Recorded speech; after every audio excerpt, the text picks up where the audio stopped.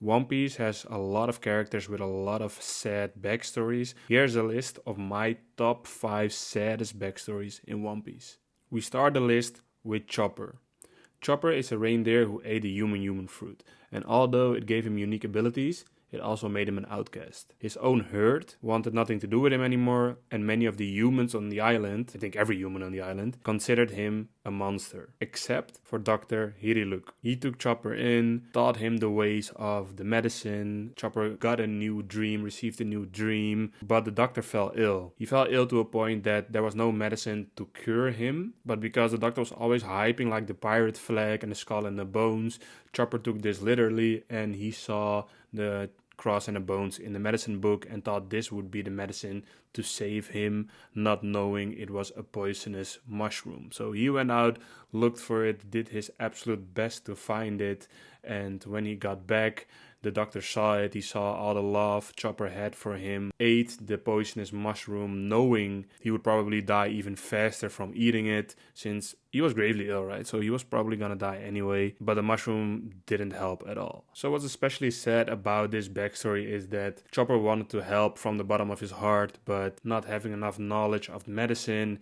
he accidentally killed the one who saved him and the one who taught him everything. And I personally love the all-famous Dr. Hiriluk quote that he put out with, "People don't die when they're killed by a bullet, but people die when they are forgotten." At number 4, I have Brook. Before joining the Straw Hat Pirates, Brook was part of the Rumble Pirates, and they ventured into the Grand Line like many other crews. During their travels, the captain and half of the crew contracted an incurable disease, and at that point the crew had to split in two. Brook became the new captain, and things went quite well until they got attacked by an enemy. So it's never specified which enemy it is or what crew it was, but it is known that there were pirates and that they used poisonous weapons. And in the attack, some of the crew members died, but the ones who survived would also slowly die since the poison was used against them. And Brook knew he was gonna survive since he has the Yomi Yomi no fruit, or the revive fruit. So he suggested like playing one last song, and that's also the song that you hear him play when he gets introduced into the story, I think. But he was literally forced to watch all of his crewmates die, and when he did revive, he spent decades alone with just his memory. So to me, that's just awful. Seeing all of your friends die, having to live alone with the memories of that moment, it's just terrible. At number 3, I have Law. Law was born in the country of Flevens in the North Blue. Flevens or Flevens, I don't know how you pronounce it, which was known as the White City. It was known as the White City for the color of the amber lead that was mined there. He lived with his parents and his sister, who were doctors. Well, his parents were doctors and they were training both him and his younger sister. Law's childhood was the time when the symptoms of the amber lead poisoning were at peak in the country, and he was doomed to die before reaching adulthood since he also got the amber lead poisoning. So that in itself is fucked up, right? Because you already know that you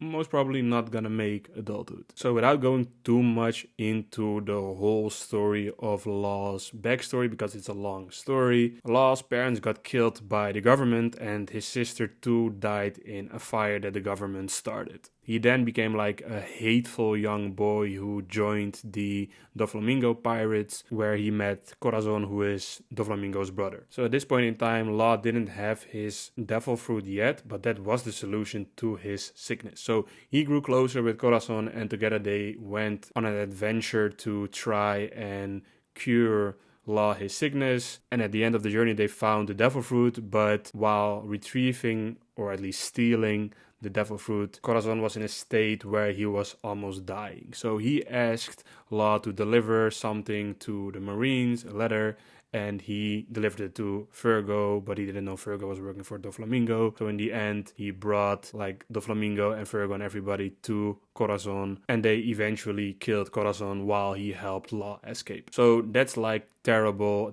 fate, that you're kind of responsible for killing the one who tried to help you. So in Law's case, it's just a case of traumatic experience upon traumatic experience upon traumatic experience. Like, it's a whole gathering of pain. At number 2, I have Nico Robin. But the thing with Nico is she got hated because of her knowledge. Nico's whole family, everybody she know, her whole land got obliterated right in front of her eyes. She just got burned to the ground, straight destroyed by the Buster Call. Not only that, but because of her knowledge, she got hunted and branded as a demon child with a huge bounty on her head for her age and her abilities. Like, she could not protect herself. For a child being branded as a demon child, having such a huge bounty on your head, that's just the worst. So having to live with the branding of a demon child and the constant running from the world government because of your bounty as well, it's just a very stress and traumatic experience, but it also engraved the feeling of not being allowed to live into her brain, into her heart. And this is where we see, you know, her being freed by Luffy. But up until that point, she always had the feeling that she didn't have any right to live. And at number 1, we have Kuma. And for the anime onlys, skip this part I'm about to tell you, but Kuma's backstory is terrible. From being a kid who was hunted because of his bloodline, seeing his father being taken away by the government, being hunted since he was a child, running, fighting, smiling through the pain, the woman he loved being taken away and possibly, you know what, and after dying, you know, still taking care of her kid as if it were his own, and also his kid getting sick with no cure, or at least no cure that he could provide, so he had to make a deal with the world government, but that deal was like, you know, like a death sentence to him, since he had to sell literally every part of his body and of his mind to even get the cure for the kid. But he did it with a smile, you know, he did it with a smile, he didn't care for it. So since a young kid, he had been struggling, fighting, running, up until the point where his individuality got stripped away. So of course, some part of like other backstories might be a bit sadder than this one, but what's so sad to me about this one is that he has been fighting and running and just struggling his whole life up until basically his death. And while the other characters are still alive, it's a bit different, you know, they had other moments they could thrive, but his life was just struggle upon struggle upon struggle. So for some it might be a very, very different top 5, but for me the list goes Chopper, Brook, Law, Robin, and then Kuma. So that's my top 5. Let me know in the comments down below what your top 5 is, and I'll see you guys in the next one.